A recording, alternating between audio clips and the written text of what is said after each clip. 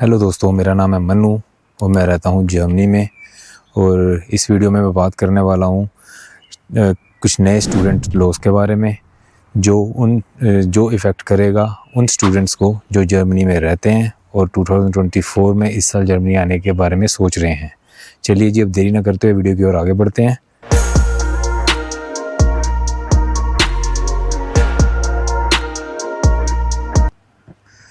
अब जिस लॉ की मैं बात करने जा रहा हूँ वो है स्टूडेंट रेजिडेंस और स्टूडेंट कार्ड टाइम को लेकर। मोस्टली पहले ऐसा होता था, पहले अगर कोई स्टूडेंट यहाँ आता था उसको सिक्स मंथ का वीज़ा मिलता था और यहाँ पे आने के बाद उसको एक्सटेंशन के लिए अप्लाई करना पड़ता था। जब आप एक्सटेंशन अप्लाई करते थे उसके बाद आपको 1 ईयर तक का वीज़ा एक्सटेंड करके मिलता था। पहले ऐसे होता था कि आपको एक्सटेंशंस के लिए दोबारा सारे डॉक्यूमेंट्स इकट्ठे करके देने पड़ते थे और अपने बैंक अकाउंट में दोबारा मनी शो करना पड़ता था। अब बेसिकली आपको शुरुआत में ही 1 ईयर का वीज़ा लग के मिलता है अगर आप यहाँ आते हैं स्टडीज़ के लिए।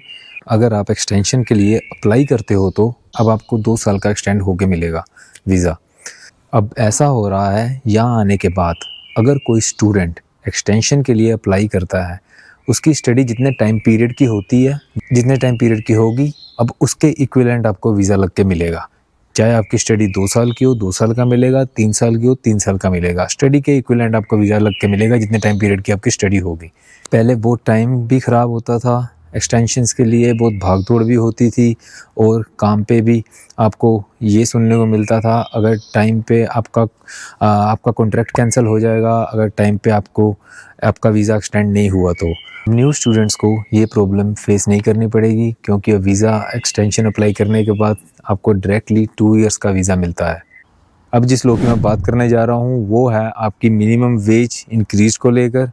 पहले जो मिनिमम वेज आपकी 12 यूरो पर आवर की थी, अब जो पहले स्टूडेंट पार्ट टाइम जॉब करते थे अब वो मिनिमम वेज इंक्रीज़ होकर 12.41 यूरो पर आवर कर दी गई है। अब जो लोएस्ट से लोएस्ट मिनिमम वेज है वो है 12.41 यूरो।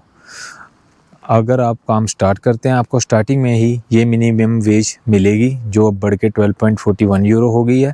अगर वर्किंग आवर्स की बात करें तो आपको स्टूडेंट्स को 20 आवर पर वीक काम करना अलाउ होता है। अगर इसको कैलकुलेट करें तो 248 यूरो पर वीक बनते हैं। अब जिस लॉ की मैं बात करने जा रहा हूँ वो है आपके increase number of working hours और increase number of working days को लेकर। एज अ स्टूडेंट पहले आप 120 फुल डेज काम कर सकते थे और 240 हाफ डेज काम कर सकते थे। इसका मतलब 120 फुल डेज को कैलकुलेट करें तो 10,800 यूरो मिनिमम वेज बनती है पर ईयर। इसका मतलब ये नहीं है कि आप 10,800 यूरो के ऊपर नहीं कमा सकते। कुछ स्टूडेंट्स 10,800 यूरो के ऊपर भी कमाते हैं। वो डिपेंड करता है आप कौन सी कंपनी में काम कर रहे हैं, आपको आपकी कंपनी कितना पे कर रही है। कुछ companies 15 to 20 euro per hour भी पे करती है। चलिए जी, अब आते हैं पॉइंट पे। जैसे कि अब वर्किंग डेज इंक्रीज़ हो चुके हैं। जो पहले वर्किंग डेज 120 थे अब उसे इंक्रीज़ करके 140 फुल डेज कर दिया गया है। जो पहले थे 240 हाफ डेज अब इंक्रीज़ होकर 280 हाफ डेज हो चुके हैं।